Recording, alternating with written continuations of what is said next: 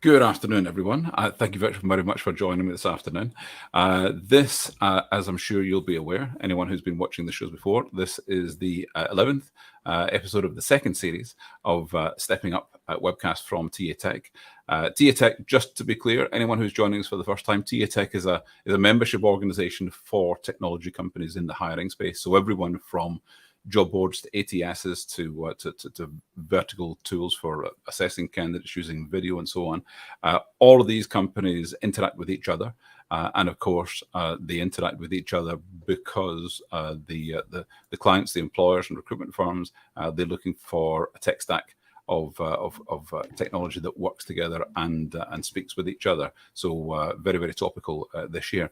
What we look to do in Stepping Up is to speak with member companies who are stepping up, as it were, on the cutting edge of recruitment technology, who are going further than others in making sure that we never have a dull moment in the hiring industry, and that the things that we imagine could be possible are made into to real life possibilities, real life tools that we can all be using. So in Stepping Up, we look to find those companies who are stepping up to make the world a better place, and also to make the experience of recruiters and by extension of candidates that much better. So my very special guest today, without going on too much longer, my very special guest today is Helge Bjorland, who is from, here we go, who's from Globus. Helge, good afternoon. How the devil are you?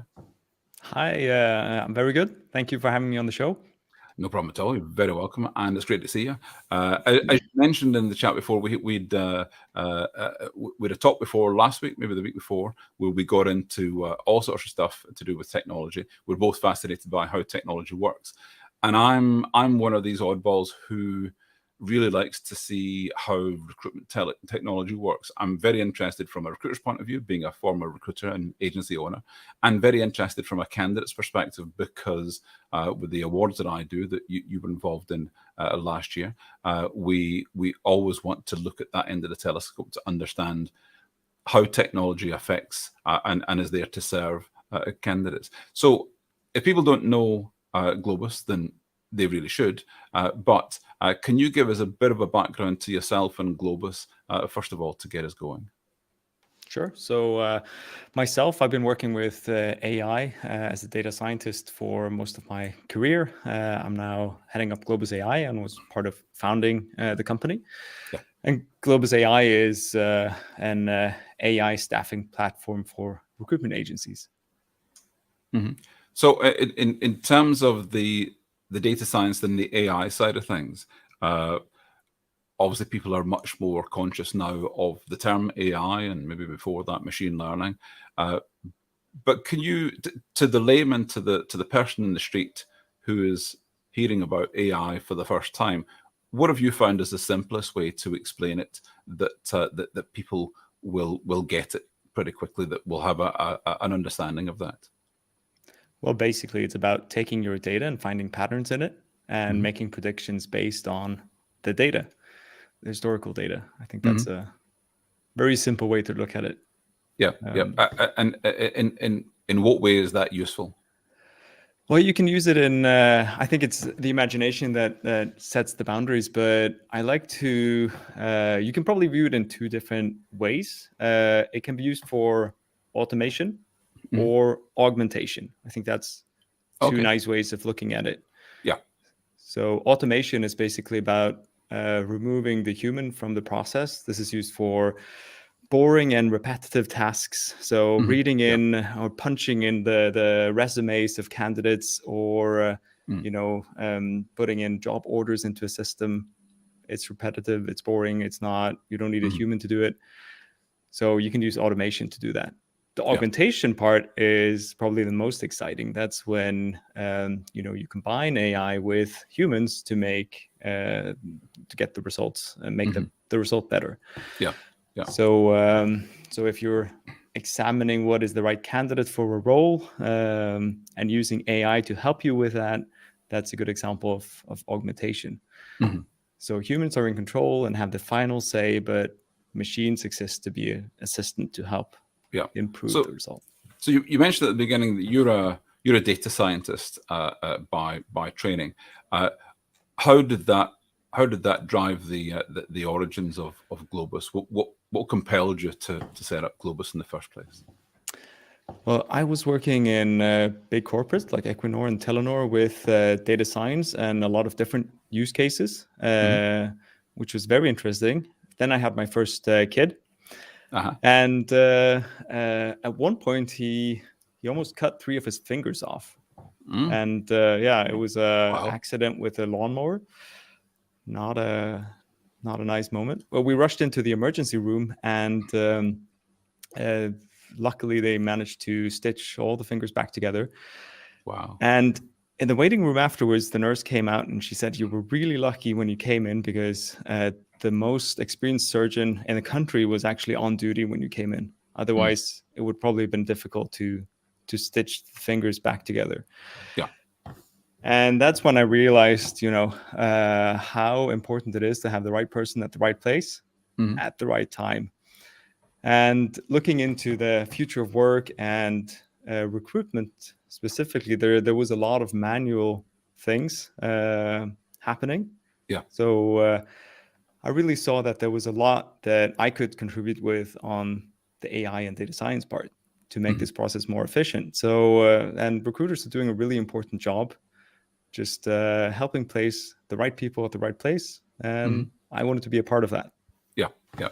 So in terms of having a purpose or a problem that you're looking to solve, that core problem is what? It's actually, connecting people with the right opportunities. Okay. And from a recruitment point of view, I'd say that's as simple as it gets. I always like to say that there are only 3 things that count in recruitment, and that's the candidate, the employer, and the vacancy. If you can put those 3 things together, I can see my camera is drifting. Yeah. Your fancy camera is drifting.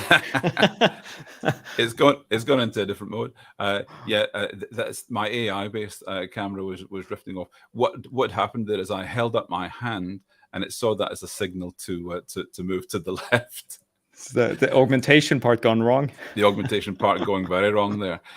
So I often like to talk about when platforms say, well, they're a co-pilot for recruiters. It's a bit like a co-pilot on a plane, where you delegate the mundane tasks to the co-pilot or the autopilot to do all the checks and making sure that everything is happening. But if there's a bit of drama, then the pilot is alerted, and of course the pilot has to be there for takeoffs and landings. Maybe not so much in the future, but right now, takeoffs and landings. And in the recruiting process, the recruiter is absolutely vital at key elements of the process. But those mundane tasks, if you could delegate those, if you could have assistants to make those things happen, then it frees up time to do other things. Am I talking about it in the right way, or am I coming at it from the wrong angle? No, I think that's a very good analogy. You need the recruiter in the driving seat, basically. Just like the pilot will check the plane before it takes off, they will be there, but they have the autopilot to help them. Yeah, and it makes them better as well at their job. Just like a doctor, they've used AI for analyzing X-rays. Yeah, and they see that doctors together with computers analyzing X-rays will give a much better result than the computer alone or the doctor alone. Yeah. So I think that's the same way we're seeing as well. We really believe in human interaction. That would be part of the future as well. Yeah, that I should chip in there. My own son, number 2 son, is a surgeon, and he works in interventional radiology, which is using 3D imaging of live people as they're on the operating table to locate whatever they need to be working on, whether it's a tumor or a bypass or whatever, and they'll have augmented AI used in the imaging of the individuals and helping to lead them to where the issue is in the person. So it's a good analogy, and it does show that AI reaches into all parts of the work experience these days. But of course, we're talking about recruitment in specifics here. So can you tell us what sort of success stories? Because often when we speak with technology companies and say, well, our product does this, that, the other, but it's really when you see the practical stories of how the technology is being implemented with actual employers and hiring managers and candidates that we understand what it does. So can you give us a real life example of Globus in action? Oh, yeah. I think the story of Annelien, it's a recruiter working in Personalhuset. She was the Globus hero 1 month, which means she's done an excellent job in placing candidates and utilizing the system. You know, when she was working before, she thought handling 20 candidates per day was kind of the limit. Yeah. And then we implemented Globus in Personalhuset, and she started placing on average 65 candidates per day. Wow. So yeah, a dramatic increase in the amount of candidates. So what type of candidates in what industry? So this is in education. So teachers, kindergarten teachers, and so on. Yep. Yeah. So the capacity that she had to handle a certain amount of work trebled pretty much overnight. Yes, exactly. Yeah. And so the elements that made that possible are what? Because I want people to have a real understanding of what it is in practice. Yes. So basically, it's I think 2 parts to make it simple. There's of course the job request that needs to come in. So automating that part is increases efficiency. So parsing in the emails or having a customer portal where they can enter job requests and so on. That simplifies things for the recruiter. The second part is the candidate engagement part. So matching the jobs with the right candidates and handling the communication with the candidate in an easy way. Yeah. So communication, I know, is absolutely vital. And it's obviously key to all parts of recruitment because we're dealing with individuals and we need to give them information and they need to understand that information in a straightforward way. In what way is the system learning from experience and becoming more refined in the communications that it does? And second part of that question, would you want the candidate on the other end to believe they were speaking with a human or with an automated system? I think if they're talking to an automated system, and they should be aware of that. I think that's a good rule of thumb for now. But what we see with the candidates. So remind me of the first question again.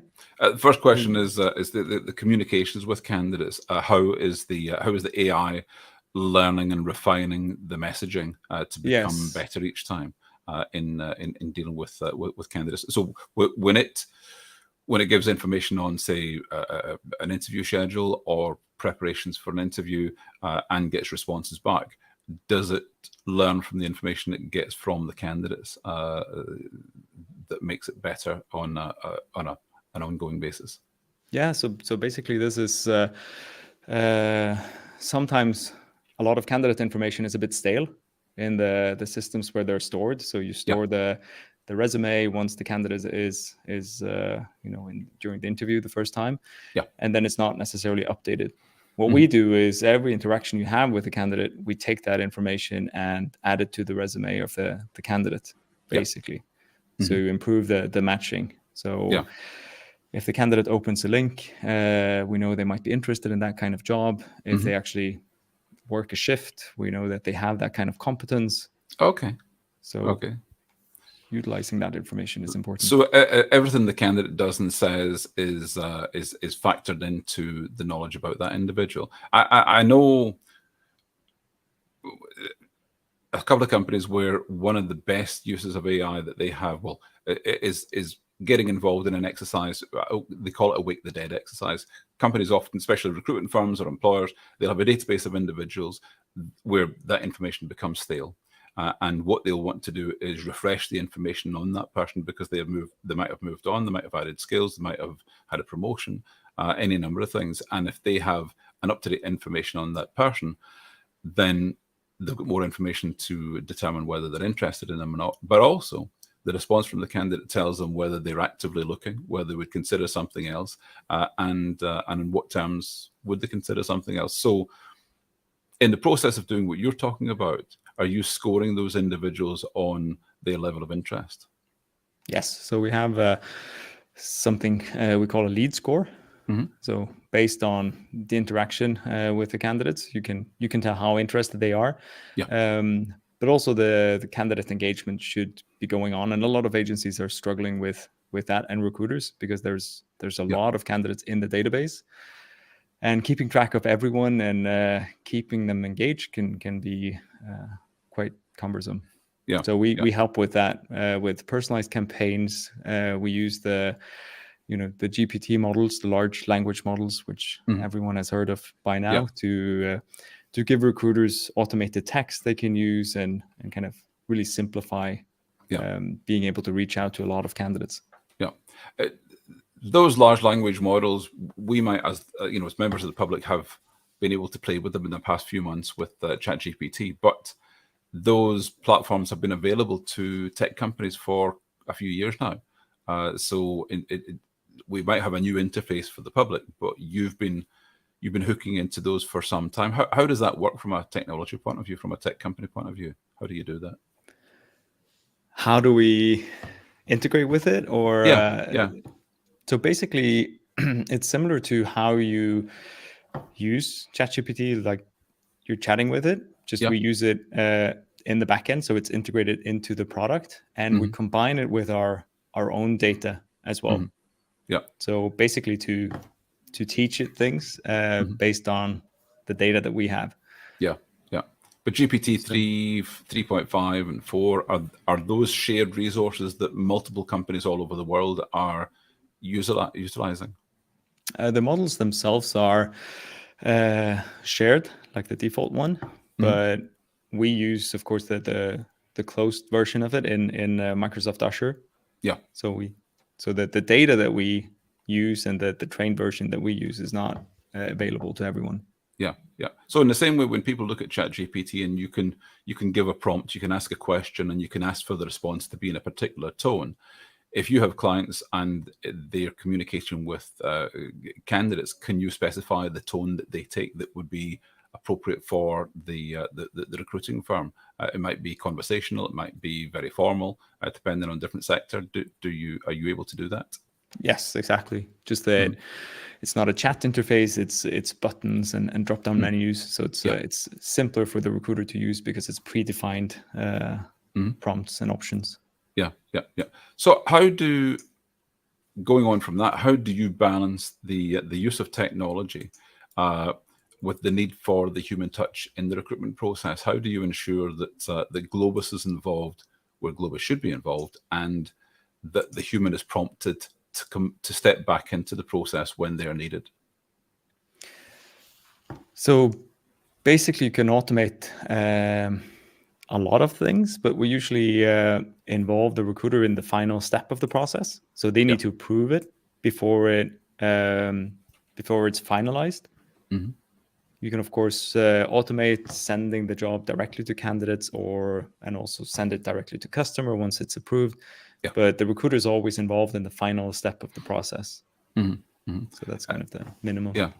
One of the most obvious ways of talking about you were talking about scoring candidates and the interactions with candidates. Some of the tools that people would be used to seeing would be the likes of HubSpot, where with HubSpot you can be interacting back and forward with someone and scoring their level of interaction and learning about them as you do that. Are there other areas where people are already using AI in their day-to-day life, but they might not be aware of it? Good question. I'm sometimes, the term AI is used for anything we can't do yet. Like self-driving cars was AI until it became commonplace, and then people don't think of it as AI anymore. It's magic. It's magic. So yeah, at least in cars, there's a lot of AI already, and on your phones, there's a lot of AI being used.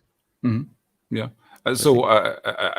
One of the most common cited ones would be if you're using Netflix, and Netflix is obviously understanding your preferences based on the programs you're watching, how long you watch a program, how many episodes into a series you get before giving up, and at the times of day that you might be watching. So all of those factor into what they're suggesting you might like in future. Is that too simplistic a way of talking about how you're learning from the behaviors of recruiters and candidates when you're factoring that into the platform that you have with Globus? No, that's a good analogy, and sometimes it's things you haven't even thought about. Have you seen how Netflix changes their the picture that they use for the different movies? Sometimes it changes. Yeah. So that was something they found out that had quite a big impact on what people actually watched, was what kind of image they use. So they keep testing this as well, and you'll keep seeing that they rotate the image. Yeah. And that's also based on machine learning in the background. There was I had a friend years ago who had it said a career in psychometric assessments, and knew about the personalities that people, well, that everyone has when they're in their day-to-day lives, or that if they took a psychometric assessment, it would show that they had a particular profile. But he understood also that not only do people share their personality when they interact with others, but they understand in different ways based on their personality. So they might be receptive to, as you were saying, with Netflix, different images that might prompt a response from them. And he developed a company where he was using this for the marketing of retailers and the advertising that they would have. So if it was H&M, for example, it might show different types of images that prompt a response from this type of individual as opposed to that type of individual. And it might be as simplistic as saying, someone who was an introvert or an extrovert, they were more receptive to this type of imagery and not to that. So you would customize that for them. And in the communications that you would have with candidates, I'd really like to see that you were from the behaviors of the candidates, you were able to customize the messaging that went to them. It wouldn't be a standard message that went to everyone you were telling about a particular vacancy. Oh, exactly. It should be personalized and based on the history of the candidate, and that's hard to keep track of for a recruiter on a large scale basis. So as a data scientist, you'll know that the more data you have, the more you can discern those patterns, the more you can understand what's going on with a degree of accuracy. How do you leverage the data and analytics that you're absorbing on a day-to-day basis from all of the candidates and employers that you have coming through your system? How do you leverage that data and analytics to improve your platform and help the candidates make better hiring decisions? The employers. So we use it to understand the rules of what determines a good match.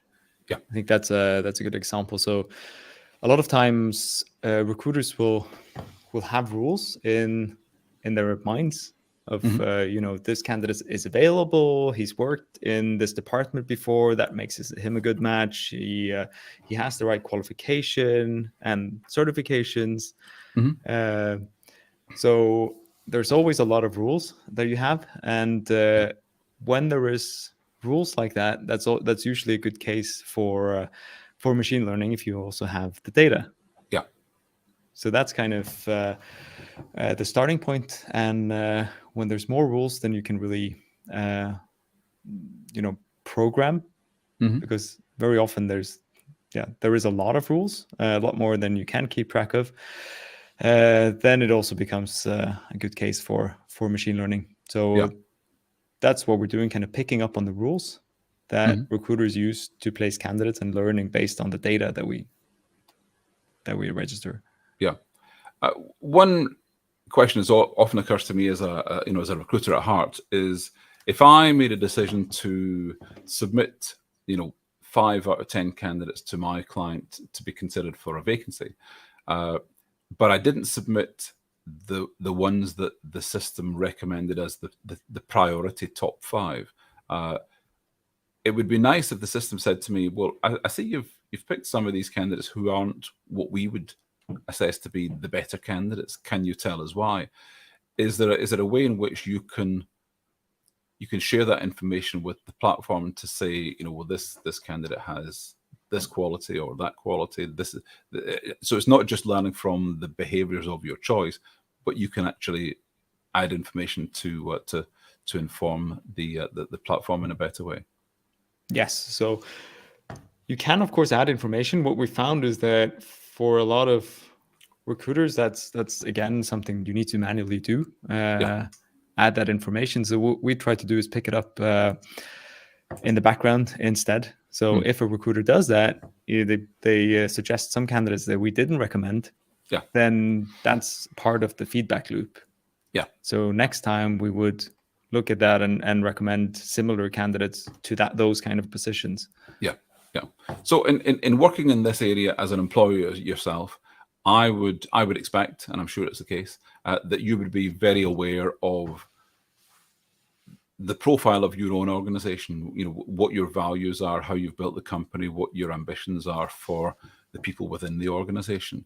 What role do values and culture play within Globus.ai in building what you've done and in the day-to-day operations? Well, I think it has a very important part of building the culture. We started with a vision of improving quality of lives. Very aligned with your kind of goal for this video podcast, actually. So we started considering, we have all the sustainable development goals, and it's super hard to achieve all of them, and how can we actually contribute? Yeah. And then, what we landed down on was, if you had every person being motivated and placed into a role and an opportunity where they could thrive, that would be a much better foundation for actually solving the big world challenges that we have and face. Yeah. I often see the phrase that happy employees are productive employees, and I understand why that's said often, but I think it's got it a little bit wrong. And that word you used there, thrive, the enjoyment of candidates or employees is not irrelevant, but the ability to thrive, to be in a role where you're challenged, where you're pushed to the degree that you feel comfortable with, and that at the end of the day you have a sense of achievement. So that ability to thrive, I think, is really important. And enjoyment of the job, you would hope, would be something that goes along with it. But the sense of achievement is really the thing, and that you're doing something worthwhile. And I would imagine that that's an important thing for the employees within Globus as well. Absolutely, yeah. Purpose. You need purpose. So if that's achievement or whatever drives you, you need to find a passion and a purpose in what you do. Yeah. So in a position that you're in, when you establish that within your own organization and you're dealing with employers and recruitment firms on a daily basis, you're obviously in a position to assert a certain amount of influence with them. In what way are you able to do that, or consciously? Consciously? But by leading by example, if you like. Yeah, the culture, I guess, is it's hard to define what actually you can do. A lot of things, but very often it's the culture is impacted by things that you don't do or do as much as the specific actions. Of course, we mention our values and our vision in town halls and keep talking about it, but it's these small nudges that you do every day with people working in the organization that I think really drives culture. Yeah. I love I think it's called nudge theory, where you're doing those tiny little things, pushing people in a in a positive direction, as opposed to hitting them over the head with what they should be doing, but guiding, if you like. And of course, one of the best ways of nudging your existing staff is through the people that you hire to join the organization. Yeah. A bad hire can set your company back, quite a bit, and a great hire can really propel it forward. So when you're making those great hires, that can be the catalyst to really accelerating the growth of a company. I think that's a good point. That's something we always look for, someone who relates to the vision of the company and, are excited about it. Yeah. So as we established before, we both love technology and what technology can do. And we know that technology can be used for good and sometimes for bad purposes. But what do you see the future of recruitment technology in the hiring of not only the best individuals or the appropriate individuals for the roles, but in playing a role in redesigning how employment works? What do you see coming down the line? And as a data scientist, you'll have a more informed insight on that, I would imagine. Yes. So I think the future of work that we're looking at is there will be more flexibility for candidates. We're seeing that now. There's a need for people, and companies are giving them more flexibility. And I think we'll see people moving around much more. Yeah.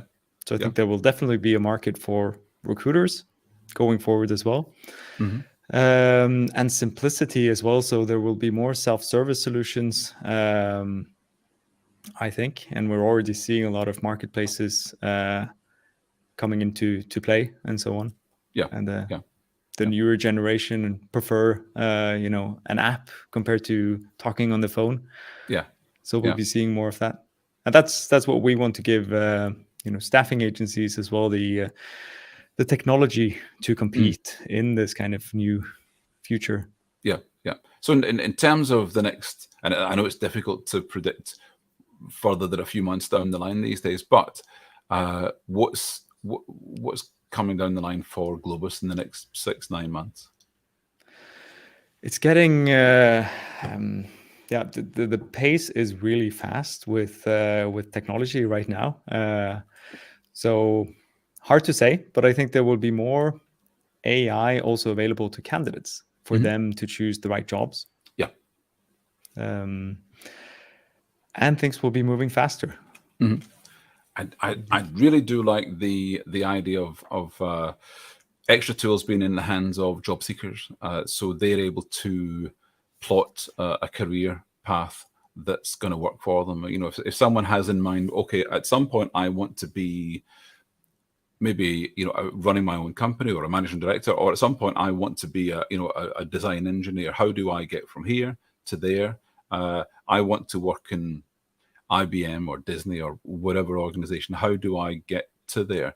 And being able to have a system that can help plot the path to that, and it might be in terms of, well, these are the skills that you need to build up. These are the qualifications that people normally have to get into those companies, and here's how to make yourself stand out, to have a CV or a resume that's going to catch the attention of that company. And it might be that if you want to get to there, you need to work with these other companies on your way there to get the experience to be valuable to that organization. So that the kind of tools that would help candidates to plot that sort of career path, I think would be fantastic if that could happen. And if it could happen in the next 3 months, that would be great. Yeah. No, upskilling, reskilling. I mean, have you ever thought of how the resumes work? We're still writing resumes manually, and if you ever wanted to go back and confirm that I worked the positions, the projects, all the things that I've done, you would have to talk to people that manage me. They probably don't even remember. So there's no track record or proof of what you've done. So resumes, there's definitely an upgrade to be done there, and talent planning, basically. So I've always been really fascinated. Well, there are two things that from a very early age have fascinated me. Identity. How do you prove that you are who you say you are? And of course, what you've done in your career. So your CV, your resume. And a few years ago, people were talking a lot about blockchain and the ability to have, layers of information. And as soon as you put a layer on top of a previous layer, the previous layer is locked, can't go anywhere, and that information is available to everyone. But it proves that you did that thing at that time, and so on. But if you look at a brick wall, all of the bricks around the brick in the center, they hold it in place. So the piece of information in a blockchain is held in place by that, and can't change. And the fact that verifies what it is. But yeah, the ability to move a resume, a CV, from looking at the way it does now, on 2 sheets of A4 paper, to a way that can be understood by platforms like yours. And of course, Globus is already doing that. You're reading the CV, you're reading the information that's on there and making sense of it. But if there can be different ways in which the information is presented to others, not just as a list of this is where someone worked before, but this is what someone can do, then that would be really interesting. And in a way, I think that the way that information is presented would probably look like the reports that you get on psychometric assessments that talk about someone's abilities and skills and attributes. But it's something that we can imagine today. But there's a certain amount of inertia in the market that would take it a bit of time before employers start using that as the normal way of understanding candidates that they're thinking about hiring for a role. Yeah, I think it's an obvious case for blockchain. It's more about the standardization. So what kind of blockchain? But yeah, if you work from one period of time to another, blockchain is just a ledger, registers that has happened. And it has, and there's no problem as long as you don't put personal data in there. You can just have a transaction that happened and register it on the blockchain, totally anonymized. So I'm sure it will happen. It just takes time for this to standardize on one solution. We already have the data, like you said. We're tracking like the candidate job history on a very detailed level. With all of the qualifications and so on. So I guess it's a matter of time before it moves from a database that one company controls to the blockchain. Yeah. I've just noticed time-wise we've gone over our 30 minutes. We have, which is quite normal, to be honest. That's absolutely fine. And I could ask 1,001 questions. We could sit talking all afternoon, but we've all got things we've got to be getting on with. Finally, can you tell us a bit about, so Globus is, well, thinking about the name Globus infers global. Where physically is Globus represented at the minute? You're from Sweden, Norway. Yes. And Nordics, that play it safe. But where are your clients represented globally, and where are you going to be in the next year? So currently we're focusing our efforts on Europe. And then in 2024, we're planning on going into the US market as well. Yeah, fantastic. Well, we look forward to seeing that growth as it goes. Helge, thank you very much for being a fantastic guest this afternoon. It's been an absolute pleasure. And if anyone's watching this live or on replay, you should see the links at the side. I hope I'm pointing the right way for connecting with Helge on LinkedIn, and of course looking more at how Globus works. So with that, I'm going to say thank you very much again. Thanks everyone who's been watching live and on replay, and we'll see you very soon with some more shows. Thank you very much. Thanks a lot for having me. Thank you then. Bye-bye.